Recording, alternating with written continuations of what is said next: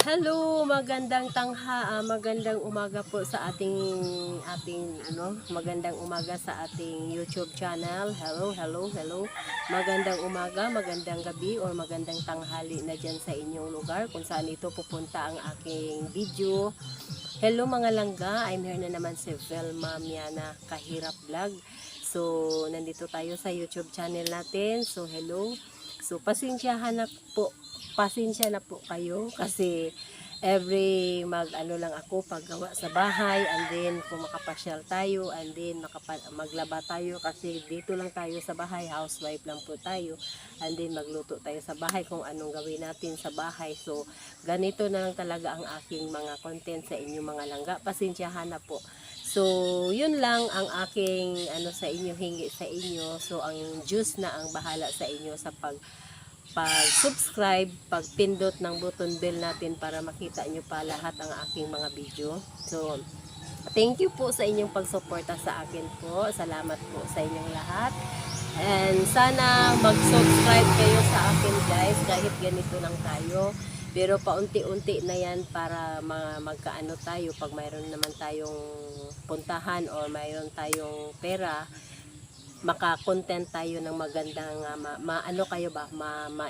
ma-inspire kayo sa ating content. So ganyan lang tayo mga langga. So ito, naglaba naman ako mga langga. So ganyan lang ang ating buhay dito sa probinsya, di ba? Minsan tayo ay maka-video, minsan tayo ay hindi kasi hindi sa atin ito ang cellphone. Kaya nakahiram ako sa cellphone ng anak ko kasi wala siyang klase, nandito siya ngayon. So nandyan sa bahay yung aking college. So kasi nakahiram tayo, sabi ko mag-video muna ako na kasi para meron ako i-upload doon sa channel, YouTube channel ko. So thank you so much. Salamat po sa inyong lahat. Sana supportaran niyo po ako sa aking mga YouTube, sa aking mga video. So, ito, gawain sa bahay ang aking binibideo. Minsan, kung makapasyal kami sa ibang lugar, makapasyal kami kung saan kami magpunta, so saan ako magpunta, kung may pira ako. Minsan kasi wala akong pamasahe, wala ako, dito lang ako sa bahay. Kasi, halimbawa, magpunta ako sa ibang lugar, wala akong pamasahe, wala akong allowance, kaya dito lang ako sa bahay, nag-video-video kung anong gawain ko dito sa bahay. So, yun lang guys ang aking i-intro sa inyo. So, andito naman ako, naglaba naman ako dito sa amin sa bubon. Ito ang bubon, balon. Ito, balon, no? Ito, tabi-tabi ako. Dito ako naglaba. Kasi, nung isang araw naglaba ako, sa gripo ako naglabi, pero gusto ko ngayon dito naman ako maglaba. So, andito ako guys, naglaba. So, laba-laba naman tayo. So, samahan nyo po ako sa aking gawain sa bahay. So, ayan. I'm here na naman. So, laba tayo. Diba? Yan lang kasi ang ating gawain dito sa bahay mga langga. Maglaba, minsan makapasyal tayo sa ibang baryo ay ibang barangay, ibang bayan, no? Yun, i-upload ko dito. So, huwag kayong magtaka bakit iba-iba ang aking kasi housewife lang po ako. So, ganyan lang talaga. Minsan, magpasyal kami, mag-video ako, i-upload ko yan. Ganyan ang buhay ko mga langga. Tapos, makapasyal tayo kung saan tayo makapasyal, mag-video tayo, and then, lang natin. Mix lang yung ating upload. So, ayan ang ko sa inyo guys. Sana suportaran din nyo ako, no? Sana. Sana suportaran din nyo ako guys. Ayun lang ang hinihingi ko. Pakipalo lang, paki-like lang po, paki-pindot, paki-subscribe. Ang aking sa inyo. Dala na ang pag-pray ko sa Panginoon. Mga subscriber ko. So, kunti pa yung subscriber natin mga langga. Diba? So, ganyan lang talaga ang buhay pag tayo ay nag-start na wala tayong walang funds, kung magdaan sa kanilang bahay, ayan, mag-subscribe sila pero yun lang, problema, ma-skip kasi hindi sila ma-enjoy, no? So, sorry lang po, maghingi lang po ako ng sorry sa inyo. Sana, kung maawa kayo sa mga small YouTuber, suportaran din ninyo, no? Hindi man lang siguro tayo lahat na maganda ang ating kuan. Sa bagay, yung iba kasi may YouTube na yan sila, kaso ganun talaga. May YouTube sila, may Facebook sila kasi mayroon na silang pinan sa kanilang trabaho, diba? Tayo ay housewife lang, so dito lang tayo. Mag-video-video lang tayo dito sa ating trabaho kung anong trabaho natin. Ganyan lang tayo mga langga. Pero parang buron ang aking video. Maganda yun kanina. Yan. Diba? O yun. Silaw lang da ito. Silaw lang. No? So, ganyan lang tayo mga palangga po, mga YouTuber. Sana supportan lang nyo ako. Paki-subscribe po kay Belma Miana Kahirap Vlog. So kung magdaan ito sa inyong mga bahay, support lang. Huwag kayong guys, huwag nyo idamot ang inyong pag-subscribe. Kasi wala namang mawala sa inyo pag magtulong lang kayo sa inyong kapwa nyo tao nag-YouTube, diba? So, wala naman makuha sa atin, guys. Ganyan tayo, mga langga. Kasi ako, ganyan din ako eh. Tingnan nyo yung aking na-follow sa subscriber sa YouTube.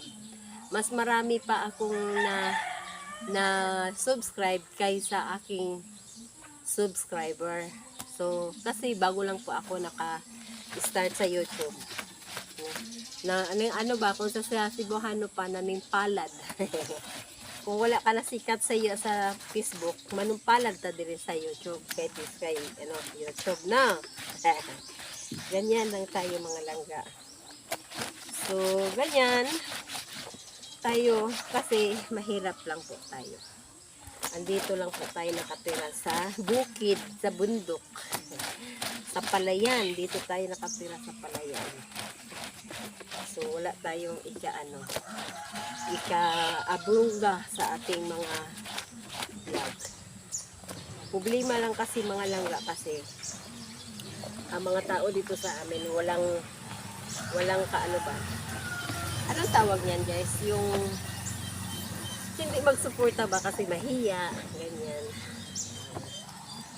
ganyan ang aming mga tao dito. Hindi kagaya sa iba na mga YouTuber na mga kaibigan nila, mga pinsan, mga kapatid, di ba? Ang sarap sa kanila tingnan, no? Na mayroon silang content kahit nandyan lang sa bukid. Kasi nakasabay sila. Dito kasi sa amin walang pakialaman sa mundo. Bahala ka diha, magsarili ka. Bahala ka diha pag gusto ka, kung ikaw ang gusto nimo mag-YouTube, mag-video. Wala yan sila. Walang suporta. Kaya sabi ko sayang. Sana doon ako sa Balay City, Bukid noon. Kasi dami akong mga friend doon, di ba? Pasyal tayo doon. Kaya sabi ko, hindi na ako makapasyal doon kasi wala tayong pamasahe. Doon tayo nakatira. Hindi tayo nakaisip ng ganito na mag-video. No? Dapat noon pa ito. Kaya kung noon pa ito na mayroon palang sahod ang mag-video, may mag-content tayo. Sana, sa noon pa. Ay, ang sarap kaya ng buhay ko doon sa bukid nun, guys. Job! May mabakal, mag-ayo dahil pamati pod.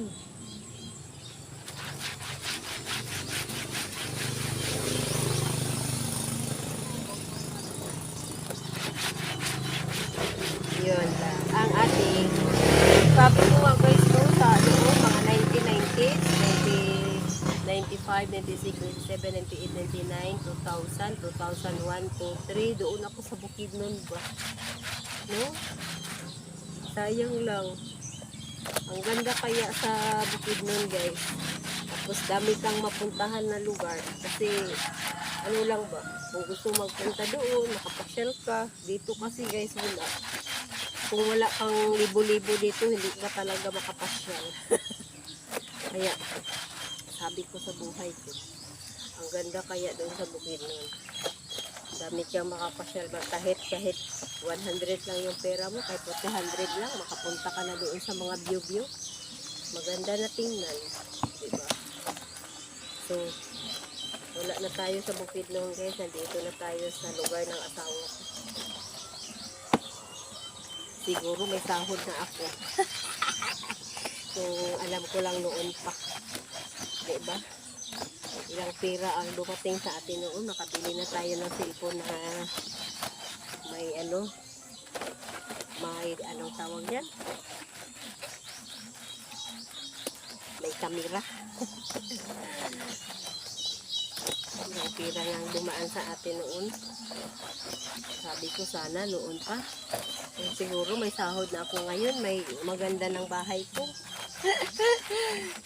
May negosyo na akong malaki. Sabi ko ba sa isip ko, kung noon pa lang ito nasikat, diba? Kasi nag-asawa ako 2003 ako nag-asawa at 2002. O diba? Ilang taon ako nag-single. Kundi pinag-ano ko na yun, siguro may sahod na ako, may bahay na ako, may lupa na ako ngayon. Kung noon pa itong may sahod-sahod sa Facebook or sa YouTube. Sayang ba no? Ang panahon. Ay na lang. Hindi ka kasi alam pa ito eh. Noon, dalaga pa kasi ako niyan, mga 1990. Naghiwalay kami sa kalibin ko, 92. Uti. Ano na? 92, 93, 94, 95, 96, 97, 98, 99, 2000, 2001, 2002, 2003, 2000. Diba? Kung noon pa lang itong mga video na mapirahan mo, may sahod ka. Sus! Hanggang nag-asawa ako, 2003. O, diba? Wala siguro, may bahay na ako, may lupa na ako ngayon. Kung noon pa ito. Dalang. Kasi dalaga pa ako niyan eh. Nagsawa talaga ako sa pagka-single eh. Kasi ayaw kong manaranasan ko kasi 19 years old, 18 years old, naranasan ko kasi na may asawa pero hindi siya maganda. Kaya naghiwalay ako. Pangit siya, no? Hindi siya maganda pag hindi ka talaga residido pa sa sa pamilya. So magbuo ka ng pamilya. Lalo na kung makaasawa ka ng lasinggiro. Pangit, babaero, pangit. Wala talagang maganda sa buhay mo. Wala talaga. Kaya, kuan lang ba, maghirap lang kayo, mag-asawa. So, kawawa yung anak mo, kagaya sa akin. Kawawa yung anak ko. Kasi hindi nila ibigay sa akin noon eh. Kunin ko yung anak ko, ayaw nila ibigay sa akin. Pero, ang anak ko ang nag-suffer kasi sila, maano sila eh. Matakaw sila sa bata. Ngayon, ang bata ang naghirap. Sabi ko, mabuti na lang. Awa ng Diyos. Yung anak ko sila lang, maganda naman ang buhay niya kahit mag-asawa na siya. Yun lang. Hindi sila lang naka-enjoy sa bata pa. Kasi nandoon siya sa nandoon siya sa bundok, sa bukid nakatira. So, ayun nga, naghingi ako ng pasensya sa Panginoon. At ganyan ang sitwasyon ng anak ko. Mga langga. Kayo magawa. Diba? Ganyan talaga ang buhay natin. Pag tayo ay dadamutan tayo sa mga bata natin noon panahon. Kunin mo ang bata mo, hindi mo na ibigay. Baka maano, hindi mo daw mabuhay. Pero hindi nila alam, nagtrabaho naman tayo. So okay lang, ang importante buhay yung mga anak ko. Kahit hindi nila ibigay sa akin. At least alam nila kung sino ang mama nila. Na, diba? Ganyan lang tayo mga langga. Kilala na nila ako kasi pinuntahan ko sila doon, pasyalan ko sila doon. Pag may pera ako, pag pupunta ako doon sa kanila. Ganyan ako mga langga. Habang nagtanda na tayo sa mundo. Parang mainit Nainitan yung cellphone ko Ay, nainitan siya. Nag-blurred. Nag-blurred siya mga langga. Sana magbalik ang kulay. Nainitan kasi siya. Ano yan? Mahirap Mahirap talaga. Sabi ko nga sa isip ko ba? Sabi ko sa isip ko, ay, kung noon pa lang itong vlog pala, na mag-video ka, tapos i-post mo sa Facebook. So sana noon pa, dalaga pa ako, sabi ko. Noon pa, mga 1995. 92 hanggang 2003. O, diba? Dalaga ako niyan. Grabe ang aking, tawag sina. Nung sa Cebuano ko, guys. Nagsawa talaga ako sa pagkadalaga ko. Kasi matagal ako nag-asawa. Hinanap ko talaga yung lalaking kahit hindi tayo mahiyaman, basta komportable tayo nga mag-asawa ba. Diba?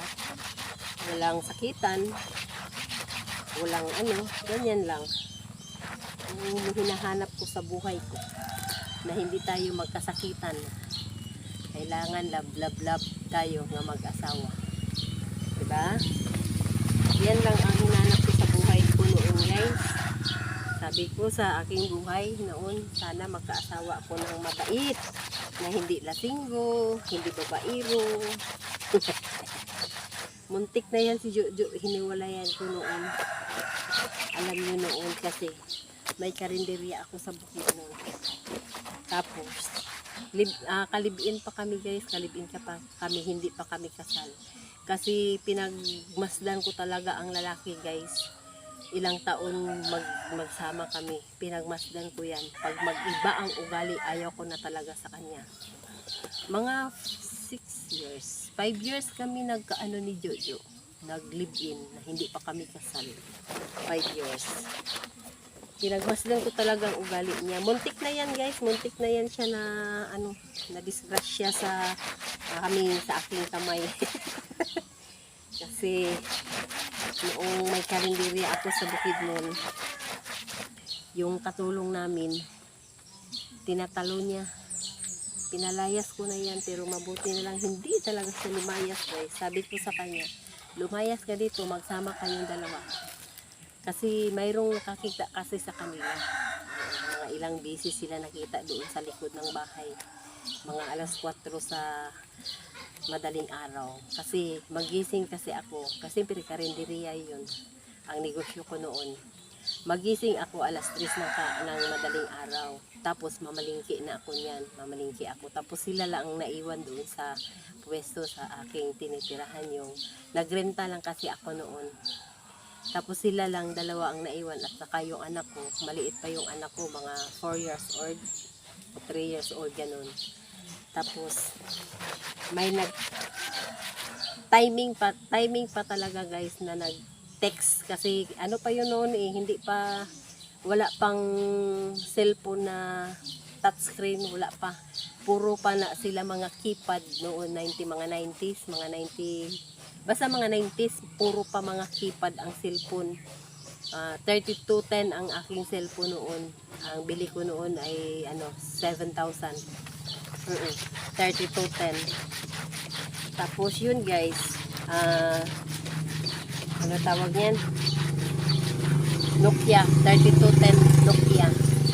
Ang cellphone ko noon, 1995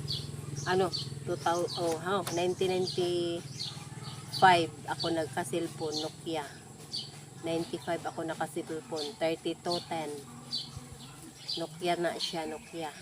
Tapos yung maliit na Nokia, ang bili ko noon sa 1995, 96, 7,000 pa yung Nokia na cellphone. Mahal pa. Yeah, tama-tama.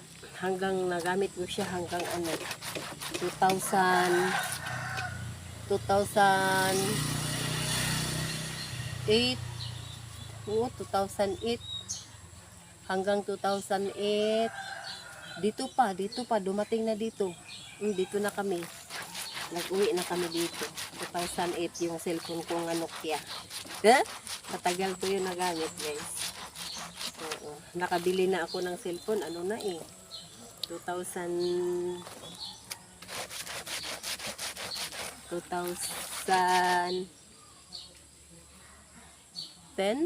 12. Ganyan. Na touchscreen. Ano pa yun? Cherry Mobile. O, diba? Maalala ko pa yan. Yun, ang asawa ko. Kalantik na kami naghiwalay ito ni Jojo. Pinalayas ko na yan. Kaso ayaw niya maglayas. Kasi yung katulong namin na 17 years old ba yun sila lang? 17 years old. Naglambing-lambing sa kanya kasi kuya. Tapos yun, parang naano si Jojo. Na nadala siya sa bata, sa babae. Sabi ko sa kanya, kasi mayroong nag-text sa akin guys, nag-renew ako sa aking business permit. Doon na ako sa BIR guys. Tapos na ako sa munisipyo, tapos nagpunta na din ako sa BIR. Pagpunta ko sa BIR guys, alam nyo, may nag-text sa akin. Bill, nagtanong siya, sabi niya sa akin Bill, ano yan si Jojo at saka yung katulong mo? May relasyon yan sila, sabi niya sa akin. Sabi ko, pero hindi ko alam kung sinong nag-text sa akin kasi hindi ko kilala yung number. Baguhang number, hindi nakapunbok ba? Tapos sabi ko, baka, sabi ko ganyan. O baka, sabi niya. Ay, siguro kasi nakita namin yan sila sa likod, mga alas 4 ng madaling araw. Naghalokan daw, nagkahalokan daw sila doon. Alam nyo guys, basta ang aking naramdaman doon sa BIR parang siyempre, nag-alala ako kasi sila lang dalawa doon sa pwesto. Hapon na mga alauna, alas 2. Sila lang dalawa doon. Kaya, iba ng isip ko guys. Sabi ko, uy, baka totoo. Tapos sila lang dalawa doon sa pwesto. Baka nag-ano na sila doon. Alam nyo guys, hindi ko tinapos ni Renyo ang aking business permit. Nag-uwi ako. Iniwan ko sa BIR. Sabi ko pa sa BIR, sabi ko, iniwan ko yung aking papers. Sabi ko, sir, ma'am, balik lang ako, dali lang ha, may puntahan lang ako kasi may nagtawag sa akin, pero pauwi ako sa Aglayan, Balay City. Malapit lang ang aming pwesto doon sa highway, pero nagsakay talaga ako ng sikat kasi ang sasakyan doon. Nagsakay talaga ako guys para madali ako magdating sa pwesto.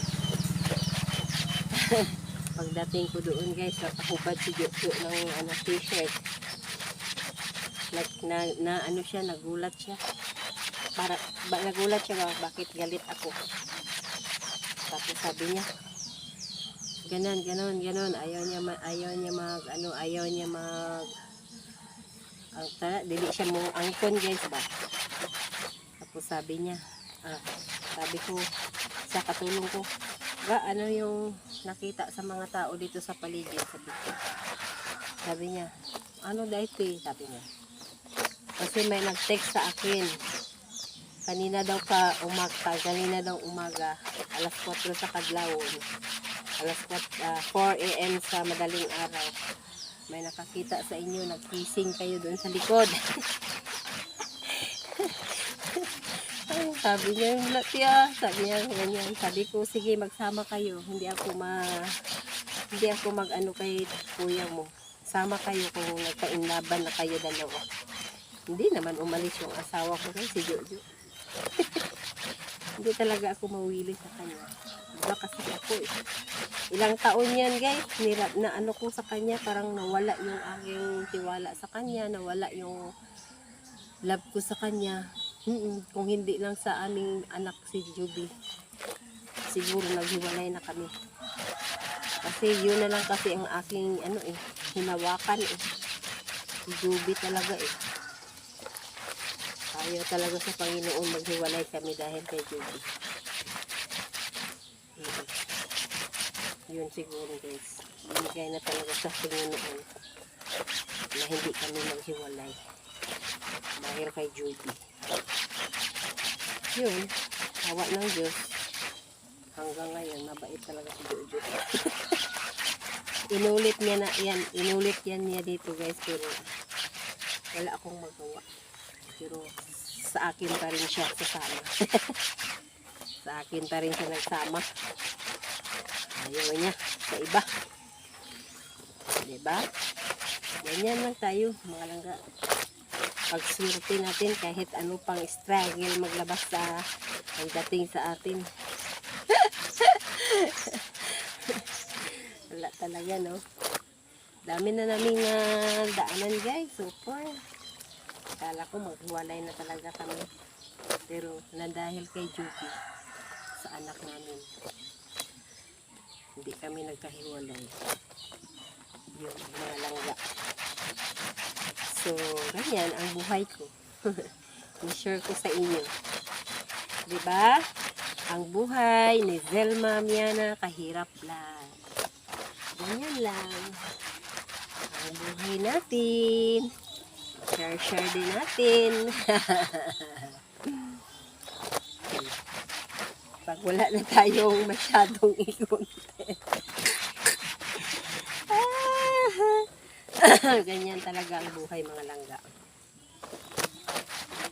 Sabi ko, kung noon pa lang itong mga vlog-vlog, so siguro siguro ngayon may ano na ako, may lupa na, may bahay na, no? May negosyo ng kahit maliit, basta negosyo mo forever. Kaso wala pa to sa noon So ngayon na tayo nag-start kasi ngayon lang tayo magkahawak ng cellphone. May cellphone man tayo pero sa anak pa. Hiram-hiram lang muna tayo. Ganyan lang ang buhay natin mga langga. Diba? Makahiram tayo ng cellphone. Nandyan kasi yung anak ko walang klase. Makahiram tayo ng cellphone niya, diba? So sabi ko mag-video ako na para mayroon akong i-upload sa aking YouTube. Tawa ng Diyos, nagpahiram na naman. Thank you. Ganyan talaga. Sabi niya, magbili daw siya ng cellphone, ibigay niya daw to sa akin. Okay, salamat. Salamat tayo. Ito lang ang aking bugtong ang pag-asa ng aming buhay. Na makaahon tayo sa kahirapan. Sana gabayan ng Panginoon. Mga langga. Yun lang man ang hinihingi ko sa Panginoon guys. Makatapos si Juby mag-aral, makatrabaho. Para makaano siya sa aming kahirap. Makaahon ba? Ganyan lang tayo mga langga. So, dami pa akong labahan mga langga. Wala pa ito, dami pa. Medyo usap-usap lang tayo ha. Usap-usap lang tayo dyan mga langga para mayroon akong kasama kahit wala akong kasama dito.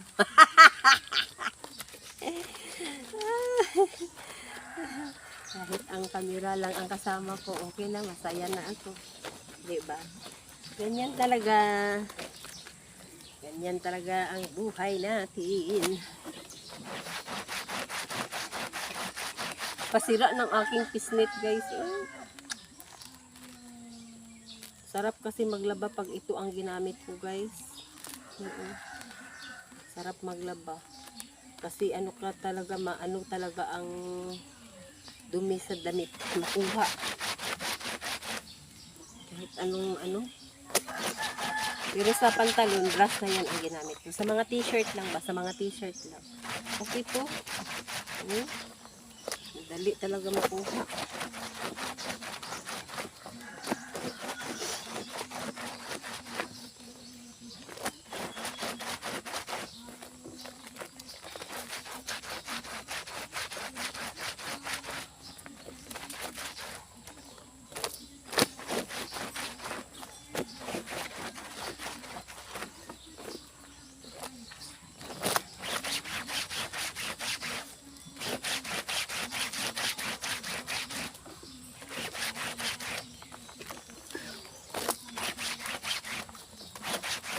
Madumi, okay lang.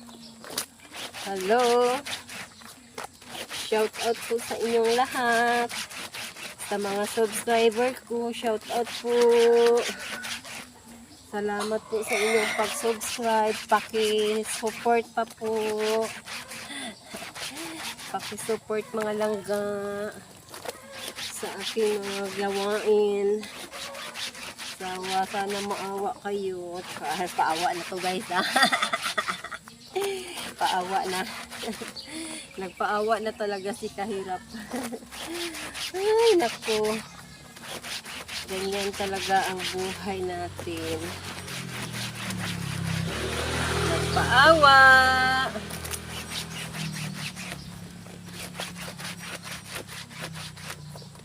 Ganito ang trabaho natin. Maglaba-laba.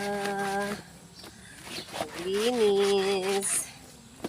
Minsan lang tayo makapasyal. Pag mayroon tayong pera, makapasyal tayo. Pag wala tayong pera, guys, hindi talaga tayo makapasyal dito lang sa bahay. Di ba? Ganyan lang ang buhay ko dito, guys. So, okay lang. Ano naman tayo. So, wala tayong magawa eh. Kasi ganito na tayo eh. Ayaw na kasi sa asawa ko magtrabaho ko, guys. Ayaw niya, gusto niya dito lang ako sa bahay.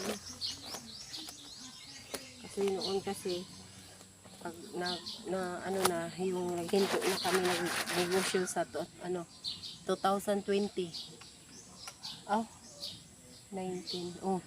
2021 naghinto na kami sa aming negosyo na karinderya kasi napagod na siya, guys.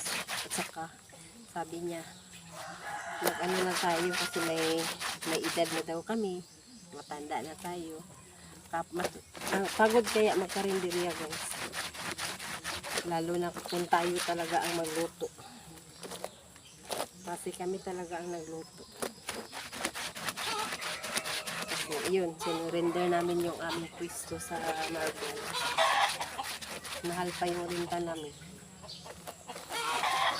12,000 ang renta namin doon.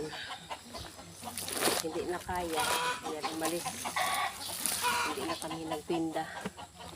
Dito naman kami nagtinda sa amin dito kasi may tindahan ako dito sa bahay. Problema, mahina. Sayang lang yung puhunan. Magluto ka mga 3 putahe. Sa isang putahe, mabintahan ka ng isang serve. O, diba? Hanggang maghapon. Sa isang putahe, magbintahan ka ng 2 serve. Sayang ang puhunan mo. Ang hirap, ang pagod mo, ang gasolina mo, ang uling mo pa, ang puhunan mo pa sa karne, lalo na ngayon nagmahal ang karne. Hindi kagaya noon na mura ang karne. Diba? Sayang lang ang mga gulay, mahal na kasi. Noon mura lang ang mga gulay. Magbili ka ng gulay na balising kwinta, dami na ang maluto mo. Ngayon, wala na. Mahirap, ano na, mahal. So, naghinto na kami, nagnegosyo. Kasi sabi niya, napagod na daw, napagod na siya. Saka ako, napagod na din ako, pero yun ang habit ko eh. Yun ang ano ko eh. Kasi sa dalaga pa ako, yun ang negosyo ko, karinderya. Tapos sabi niya, relax ka na. Sabi ko, wala akong trabaho dito sa bahay lang. Sabi ko sa kanya, nagluto ako guys, mga 3 putahe, 4 na putahe. Yun, mga ilang araw lang. Naghinto naman ako kasi sayang yung puhunan. Kaya araw-araw 1,000. Tapos hindi pa maubos. O, tapal ka naman sa puhunan mo. Kumpra ka naman. Hindi maubos. Tapal ka naman. Yun lang, ang hirap ba? Hirap. Kaya naghinto kami nagluto. Naghinto kami nagkarinderya. Tapos, yun, sabi ko sa kanya, magtrabaho ako. Magbalik ako yung sa pinagtrabahoan ko noon. Yung country fried chicken, ayaw niya. Ayaw niya na. Gusto niya dito lang daw ako sa bahay. Wala akong magawa, guys. Wala akong magawa. Dito lang ako sa bahay. Sabi niya sa akin, guys, magtrabaho ka. At siya naman daw dito sa bahay. Uy, wag na. Kung wala lang kami utang guys, yung weeklyhan, kung wala lang kami utang sa weeklyhan, kasi yung utang namin dito asa. Ang problema kasi guys, yung anak ko na college, scholar sa asa. Oo, scholar sa asa. Kaya ayaw ng anak ko na mag-alis ako sa asa kasi scholar yung anak ko. 2 taon pa ang tiis namin sa aming ano. Hindi kasi pwede na scholar siya na hindi ako membro, hindi ako owner doon sa asa. Kailangan kasi owner talaga ako, mag-loan talaga ako ng pera.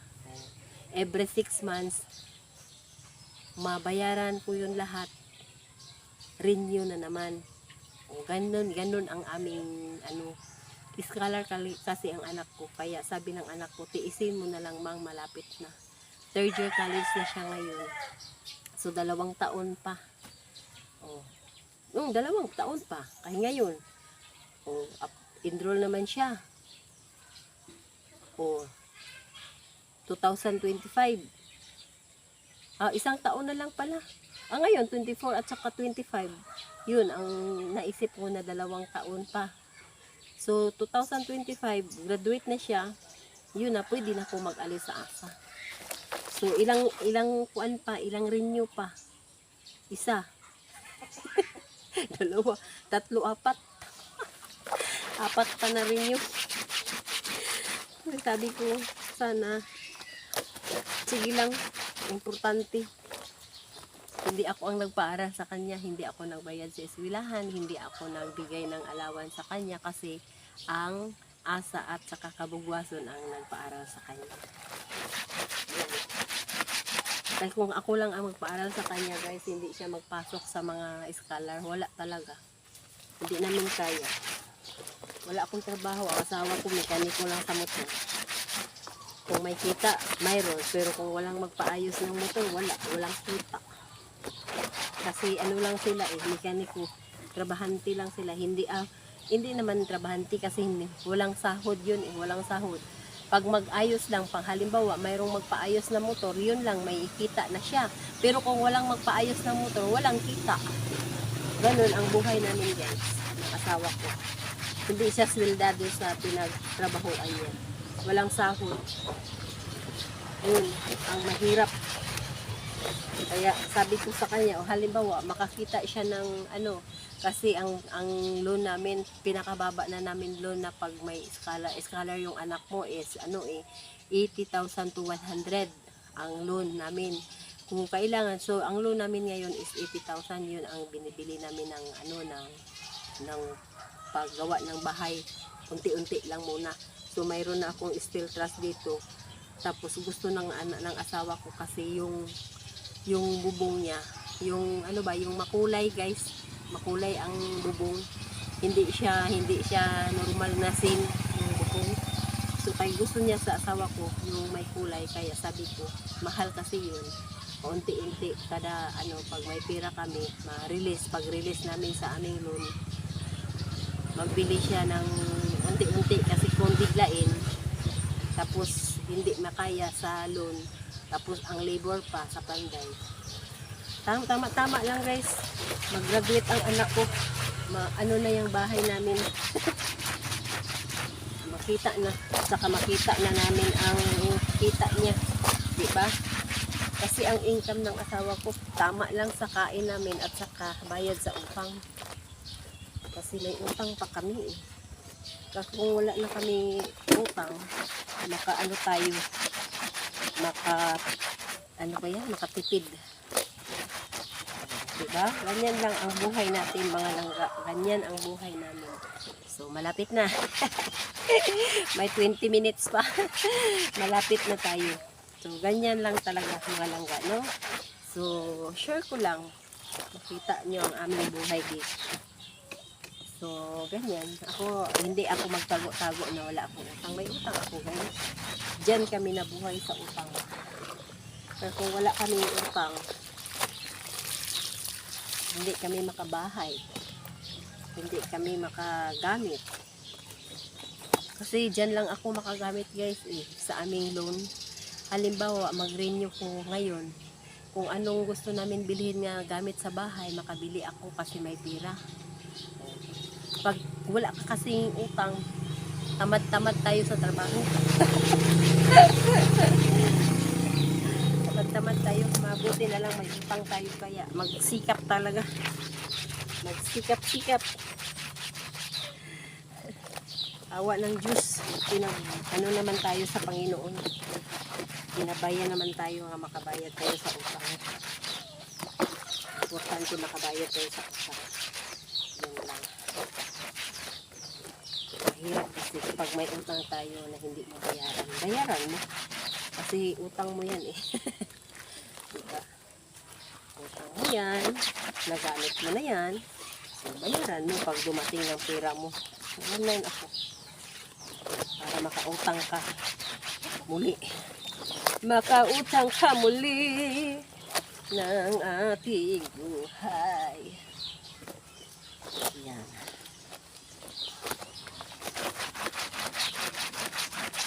Laba-laba naman tayo dito mga langga.